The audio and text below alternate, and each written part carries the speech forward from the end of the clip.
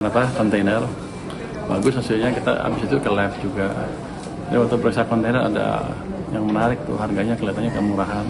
Nanti kita akan dicek masa harga barang sebagus itu cuma $7 di marketplace 40-50 juta, tapi ini akan dicek lagi ya.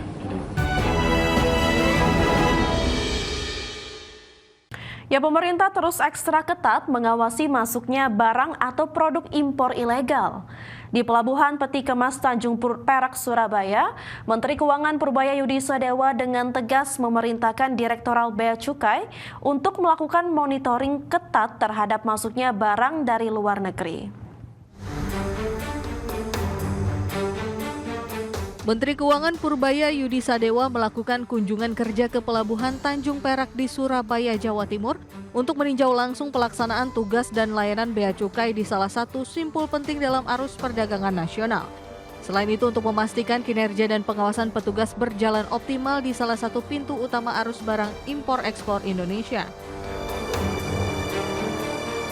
Secara khusus, Menteri Keuangan Purbaya meninjau sistem pengawasan alat pemindai kontainer berteknologi tinggi yang dapat dilakukan secara cepat.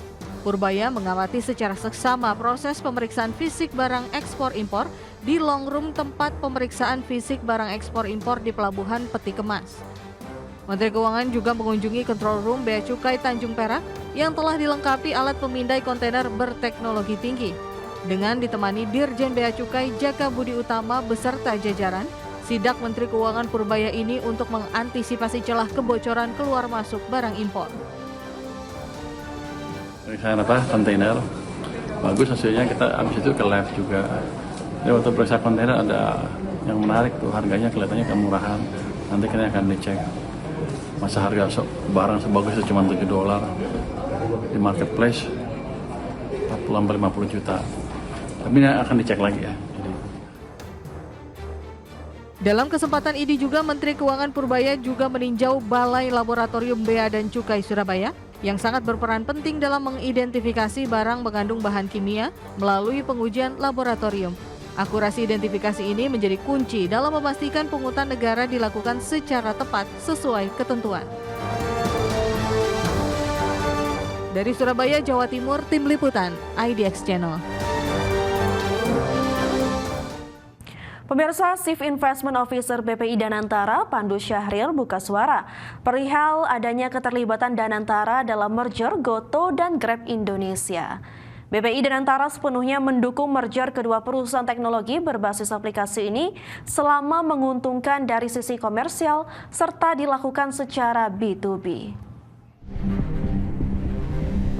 PT Goto Gojek Tokopedia Tbk dikabarkan akan merger dengan Grab Indonesia. Merger dua perusahaan teknologi berbasis aplikasi yang melayani transportasi ini akan melibatkan lembaga investasi negara BPI Danantara. Chief Investment Officer BPI Danantara Pandu Syahril mengatakan pihak Danantara akan mendukung penggabungan Goto dan Grab selama menguntungkan dari sisi komersial serta dilakukan secara B2B.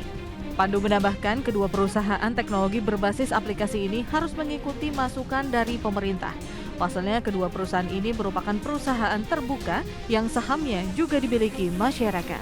Yang penting unsur B2B-nya, mereka harus mengikuti B2B, kita lihat prosesnya, nantinya kita pasti akan support, tapi kita lihat, karena yang penting juga dari sisi commercial return harus ada, dan kita harus juga menjaga itu. Tapi kita tentu mendengarkan masukan pemerintah, itu masih sangat baik inginnya, tapi tentu kita harus fokus B2B antara kedua perusahaan itu. Sebelumnya, Menteri Sekretaris Negara Prasetyo Hadi menyebut ada rencana penggabungan Goto dan Grab. Pembahasan penggabungan dua perusahaan tersebut merupakan bagian dari diskusi yang lebih luas mengenai rancangan peraturan Presiden terkait ojek online. Jakarta, Rikenwar di IDX Channel. Pemirsa, Gubernur Bank Indonesia Peri Warjio mewaspadai inflasi kelompok volatile food atau inflasi pangan yang sudah mulai meningkat beberapa waktu terakhir. Peri membeberkan harga-harga pangan yang bergejolak pada beberapa waktu terakhir mulai meningkat, bahkan pada Oktober 2025 meningkat menjadi 6,59%, terutama didorong peningkatan harga beberapa komoditas bahan pokok seperti cabai merah dan telur ayam ras. Bank Indonesia memperkirakan pada tahun 2025 sampai 2026 mendatang, inflasi secara keseluruhan masih akan terjaga rendah dalam sasaran 2,5 plus minus 1%. Baik karena terkendalinya inflasi inti, demikian juga ekspektasi inflasi yang terjangkar, dan juga inflasi impor yang terkendali. Yang perlu diperhatikan adalah bagaimana terus menjaga inflasi kelompok volatile food, harga-harga pangan yang bergejolak yang pada beberapa waktu terakhir itu meningkat pada Oktober yang lalu 6,59%, terutama karena ada beberapa komoditas bahan pokok termasuk cabai merah, telur ayam yang lain-lain yang memerlukan koordinasi lebih lanjut antara Bank Indonesia dan juga pemerintah pusat. Dukung kedaulatan Palestina, Prancis akan membentuk komite bersama Prancis Palestina. Informasi selengkapnya tetaplah bersama kami di Prime Market Highlight. Ya pemirsa, Kementerian Ketenagakerjaan tengah memproses penetapan upah minimum provinsi atau UMP tahun 2026 sebelum diumumkan dalam beberapa pekan ke depan.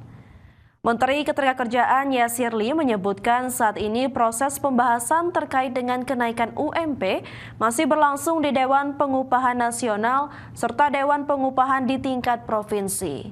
Yasir Lee menyatakan proses penetapan UMP juga melibatkan berbagai pihak melalui mekanisme dialog sosial antara pemerintah, serikat pekerja, dan pengusaha. Terlebih, pemerintah menekankan pentingnya keseimbangan antara perlindungan bagi pekerja dan keberlanjutan usaha bagi dunia industri. Fasenya kan sedang berjalan di DPNAS, Dewan Pengupahan Provinsi. Kita terus melakukan dialog sosial, mendapatkan masukan dari teman-teman serikat pekerja, serikat buruh, dan dari teman-teman pengusaha Apindo. Ya, tunggu saja. Komisi 7 DPR RI mendorong penguatan daya saing industri nasional, khususnya sektor agro yang dinilai memiliki peranan strategis dalam perekonomian Indonesia. Menurut Wakil Ketua Komisi 7 DPR RI, Evita Nursanti, saat ini kondisi industri nasional tengah menghadapi tekanan berat akibat membajirnya produk impor di pasar dalam negeri. Kondisi tersebut membuat pelaku industri lokal semakin sulit bersaing karena perbedaan harga yang signifikan dengan produk luar negeri. Situasi ini diperparah oleh kenaikan harga bahan baku yang menekan biaya produksi di berbagai sektor, terutama bagi industri kecil dan menengah yang tidak memiliki daya tawar yang kuat di pasar global.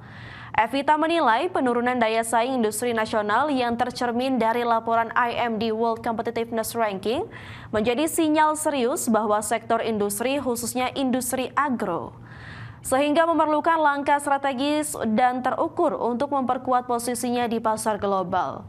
Untuk itu, DPR mendorong pemerintah untuk memperkuat 5 pilar utama daya saing, terutama pengembangan SDM, hilirisasi, dan penyempurnaan regulasi.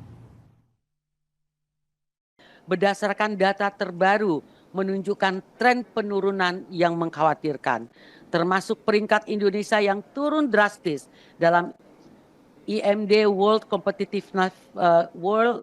Competitiveness Ranking. Industri agro sendiri itu kan memiliki peranan yang strategis sebagai sektor yang kaya sumber daya alam dan menyumbang nilai tambah signifikan. Oleh karena itu, Komisi 7 DPR RI ingin memastikan bahwa sektor agro tidak hanya berfungsi sebagai produsen daripada komoditas, tetapi bertransformasi menjadi industri pengolahan yang efisien, inovatif, dan mampu